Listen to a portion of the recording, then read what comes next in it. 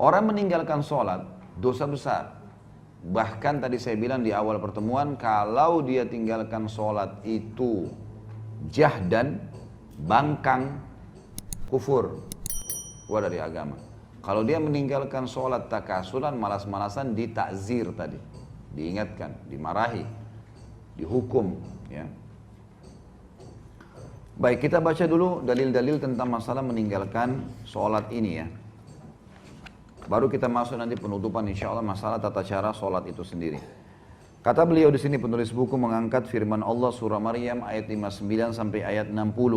A'udzu billahi minasyaitonir rajim fa khalafa min ba'dihim khalfun adha'us salata wattaba'us syahawat fasawfa yalqauna ghayya illa man taba wa amana wa amila salihan fa ulaika yadkhuluna jannata wa la yudlamuna syai'a. Tentu ibu-ibu yang pegang buku, ada di ayat yang saya baca di atas, ada titik-titik disambung di bawah di footnote ya. Sambungan ayatnya ada di bawah itu. Footnote nomor 3. Ya. Maka datanglah sesudah mereka, orang-orang yang tidak sholat itu efeknya bahayanya adalah akan datang generasi setelah mereka juga yang tidak sholat. Gitu kan.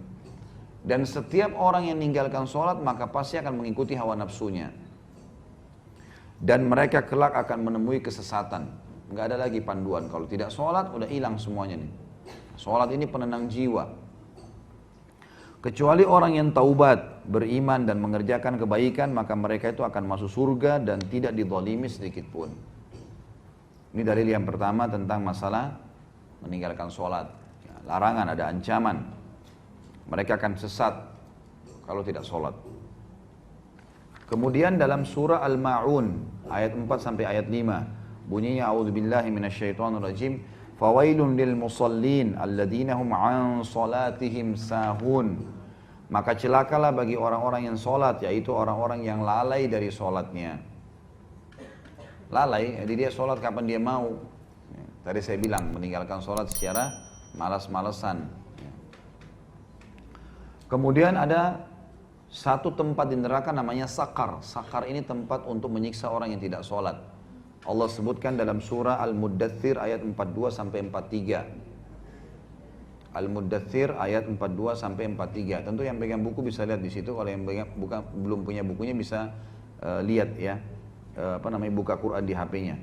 A'udzu billahi minasyaitonir rajim. Ma salakakum fi saqar? Qalu lam naku minal musallin. Apa para malaikat nanti akan tanya mereka, orang-orang yang masuk neraka Sakar tuh, apa yang membuat kalian masuk ke dalam neraka Sakar? Mereka menjawab, kami dahulu tidak termasuk orang-orang yang mengerjakan sholat. Jadi jelas ancamannya akan masuk ke dalam neraka. Nabi SAW bersabda, al-ahdu alladhi bainana wa bainahum tarkus salat, al-ahdu alladhi bainana wa bainahumus salat, faman tarakah faqad kafar. Hadis ini sahih riwayat Tirmidzi dalam Kitabul Iman. Dan Ibnu Majah juga dalam kitab Iqamah was Salah was Sunnah fiha. Hakim juga menyebutkan dalam Mustadrak. Ya, dan ini beliau juga mensahihkannya dan Imam Az-Zahabi juga penulis buku kita ini juga mensahihkannya. Yang berbunyi perjanjian yang ada antara kita dengan mereka adalah solat. Maksudnya perbedaan dasar antara kita dengan orang-orang kafir adalah solat. Maka barang siapa yang meninggalkannya maka dia telah kafir. Dianggap kafir kalau dia meninggalkan solat secara jahdan tadi, paksa. Enggak, saya enggak mau solat. Kemudian juga dalam hadis Nabi SAW yang berbunyi, man fatathu salatul asri habita amalu. Barang siapa yang luput melaksanakan sholat asar sebagai bentuk pengingkaran ya, maka amal ibadahnya telah gugur. Dihapus amal ibadahnya semua. Ini ruginya gitu kan. Jadi di antara 5 waktu sholat ini, sholat yang paling afdal adalah asar. Datang setelahnya subuh dan isya. Datang setelahnya duhur dan maghrib. Baik, bukan bertidur sama maghrib tuh tidak ada fadilah, ada. Ini 5 waktu sholat, tapi kalau kita susun sesuai dengan urutannya maka asar yang paling tinggi. Kemudian baru masuk subuh sama isya. Gitu ya. Kemudian hadis Nabi SAW yang lain, ya ini semua ada disebutkan di footnote-nya. Hadis riwayat Imam Muslim dalam Kitabul Iman. Dan juga Abu Daud dalam Kitabus Sunnah, Tirmidzi dalam Kitabul Iman. Kata Nabi SAW, bainal abdi wa bainal syirki tarkus salat. Antara seorang hamba dengan kemusyrikan adalah meninggalkan sholat. Hadis yang lain riwayat Imam Ahmad, juga Al-Mundhiri menyebutkan dalam Targhibut Tarhib dan Beliau mengatakan atau berkata diriwayatkan oleh Ahmad dan Baihaqi dan para perawi-perawi Imam Ahmad semuanya thiqah, dapat terpercaya. Ya. Kata Nabi SAW, "Man taraka salat muta'ammidan faqad bari'at minhu dhimmatullah." Barang siapa meninggalkan salat secara sengaja, maka sungguh jaminan Allah telah lepas darinya. Maksudnya jaminan makanan, jaminan minuman. Kita semua ini, ibu-ibu sekalian, kalau jaga 5 waktu salat, maka dipastikan semua yang kita butuh hari itu dipenuhi sama Allah. Udaranya, cahayanya, makanannya, minumannya, Allah kasih semua. Asal jaga waktu 5 waktu sholat. Karena dia menciptakan langit dan bumi. Dia menciptakan semuanya.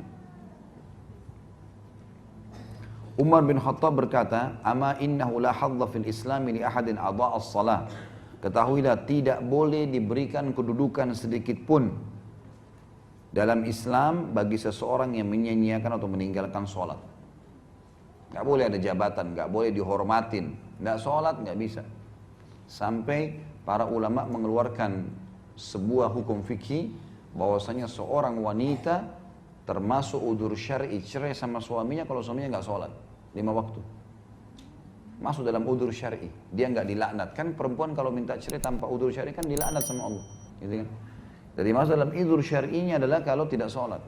Harus diingatin, nggak boleh, ini nggak boleh memang masalah sholat. Makanya ibu-ibu itu ajarin anaknya sholat, ini sholat jangan main-main. Kata Nabi SAW, suruh mereka sholat di umur 7 tahun dan pukul di umur 10 tahun. Gak bisa main-main. Harus. Sholat nomor 1 bagi mereka. Dikatakan dalam riwayat yang lain, Kana ashabun Nabi SAW, Kana ashabu Muhammadin SAW, La yarawna syai'an minal amali tarkuhu kufrun ghairus sholah, atau ghairus sholah. Ini disebutkan oleh Abu Hurairah anhu, sahabat Nabi yang mulia. Dahulu para sahabat Muhammad SAW tidak memandang sesuatu pun dari amal ibadah dalam Islam yang mana meninggalkannya adalah jelas kekufuran kecuali sholat. Nah, ini diriwayatkan oleh Hakim dalam Mustadrak dan juga diriwayatkan oleh Tirmidzi tanpa menyebutkan Abu Hurairah radhiyallahu anhu. Ibnu Hazm berkata, Ibnu Hazm ini seorang ulama dari Spanyol ya, zaman dulu ini, ulama Muslim. Setelah syirik mempersekutukan Allah, tidak ada dosa yang lebih besar daripada menunda sholat hingga habis waktunya dan membunuh seorang mukmin tanpa alasan yang benar. Saksi bahasan kita masalah meninggalkan sholat. Kemudian hadis yang lain juga Abu Hurairah meriwayatkan Rasulullah SAW bersabda, "Awwalu ma yuhasabu bihil abdu yawmal qiyamah min amalihi sholatuhu, fa in salahat faqad aflaha wa anjah, wa in fasadat faqad khaba wa khasir." Amal yang paling pertama kali dihisab pada hari kiamat dari seorang hamba adalah sholatnya. Jika sholatnya bagus maka dia beruntung selamat. Dan sebaliknya jika sholatnya kurang, maka dia gagal dan rugi. Hadis ini dihasankan oleh Imam Tirmidzi. Nabi kita Muhammad SAW memastikan bahwasanya kita atau beliau diperintahkan untuk ya memerangi orang-orang sampai mereka sholat. Sebagaimana hadis beliau, umirtu an uqatilan nasa hatta yashhadu an la ilaha illallah wa anna Muhammad Rasulullah wa yuqimus shalah wa yu'tuz zakah fa in fa'alu dzalika 'asamu minni dima'ahum wa amwalahum illa bihaqqil Islam wa hisabuhum 'ala Allah. Aku diperintahkan oleh Allah untuk memerangi manusia sampai mereka mengucapkan syahadat, asyhadu an la ilaha illallah Muhammad Rasulullah. Aku bersaksi tidak ada yang berhak disembah kecuali Allah, Muhammad adalah hamba juga utusannya. Lalu mereka mendirikan sholat, mereka membayar zakat. Apabila mereka telah melaksanakannya, maka mereka telah melindungi darah dan harta mereka dari bahayaku, kecuali disebabkan hak Islam dan perhitungan mereka kembali kepada Allah. Nah, jadi memang Islam ini diperintahkan oleh Allah SWT kepada Nabi SAW untuk disebarin sampai mereka syahadat, sholat dan zakat. Ya. Kalau mereka melakukan, maka mereka telah aman. Jadi saksi bahasan berarti ada ancaman orang yang tidak sholat. Kemudian hadis yang lain, tentu saya bacakan semua dalilnya. Saya agak percepat karena sudah mau jam 11 ya. Saya ada acara ceramah lagi tentunya. Saya akan bacakan dalilnya. Selanjutnya adalah hadis Bukhari Muslim. Anna rajulan qal, dari Abu Sa'id radhiyallahu anhu, anna rajulan qal ya Rasulullah ittaqillah. Qala wailaka awalastu ahaqqu ahli al-ardi an yattaqiyallah. Faqala Khalid bin Walid radhiyallahu anhu, ala adribu unukahu ya Rasulullah. Faqala la la'allahu an yakuna yusalli. Bahwasanya seseorang laki-laki pernah berkata kepada Nabi SAW, bertakwalah, takutlah kau kepada Allah. Jadi kalimat ini berat sebenarnya kalau dalam bahasa Arab. Jadi seakan-akan kau ini salah gitu loh. takutlah sama Allah. Maka Nabi SAW sempat marah sama orang itu sambil berkata, ada apa denganmu? Bukankah aku adalah penduduk bumi yang paling berhak untuk takut sama Allah? Aku harus yang paling takut sama Allah. Kenapa harus kamu katakan itu? Maka sahabat Nabi yang lain namanya Khalid bin Walid radhiyallahu anhu berkata, ya Rasulullah, boleh saya penggal lehernya orang ini? Ini ngaco nih masa ngomong gitu. Saya penggal aja ya Rasulullah. Kata Nabi SAW, jangan.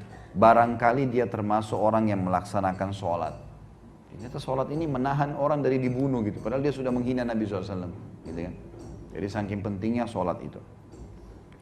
Di dalam hadis yang lain, kata Nabi SAW, man lam yuhafidh ala salati lam yakun lahu nur, wala burhan, wala najah. Wa kana yawmal qiyamati ma Qarun, wa Fir'aun, wa Haman, wa Ubay bin Khalaf. Tapi tentu di sini masih diperselisihkan ulama tentang kesahihan hadisnya ya. Cuma di sini Imam Ghazali mengangkatnya karena dia penguat saja. Barang siapa yang tidak menjaga sholat maka dia tidak dapat cahaya, bukti yang nyata, maksudnya pertolongan, dan tidak pula keselamatan. Dan pada hari kiamat dia bersama Qarun, Fir'aun, Haman, dan Ubay bin Khalaf. Terakhir ibu-ibu sekalian adalah dalil Nabi SAW yang beliau berkata kepada Mu'adz bin Jabal, ma min abdin yashhadu an la ilaha illallah anna Muhammadan abduhu wa rasuluhu illa harramallahu 'alan nar.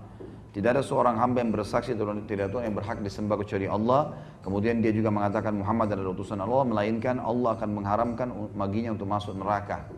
Maksudnya adalah di sini kata ulama hadis, syahadat ini akan mendorong orang untuk melengkapkan rukun Islamnya.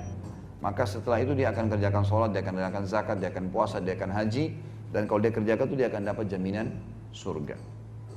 Kata penutup Imam Adzabi, maka orang yang menunda sholat hingga habis waktunya adalah orang yang menanggung dosa besar. Kalau ada orang sengaja undur duhur misalnya, sampai azan asar, oh saya belum sholat nih, baru sholat, itu dosa besar. Tetap dia sholat, tapi tunda-tunda, sampai keluar dari waktunya, ini sudah dosa besar. Dan orang yang meninggalkan sholat secara total, yakni satu sholat saja, sengaja nggak mau sholat subuh, nggak mau, maka dia adalah seseorang, ya, dia seperti orang yang berzina dan mencuri, karena meninggalkan setiap sholat atau menundanya hingga tidak sempat mengerjakannya adalah satu dosa besar. Jika seorang melakukan itu berulang kali, maka dirinya adalah termasuk orang-orang yang gemar melakukan dosa-dosa besar, kecuali apabila dia bertaubat. Dan jika terus-menerus meninggalkan sholat, maka dia termasuk di antara orang-orang yang merugi dan celaka serta durjana. Dalam arti kata bisa masuk pada tingkat kekufuran. Kalau orang-orang itu terus memungkiri masalah sholat.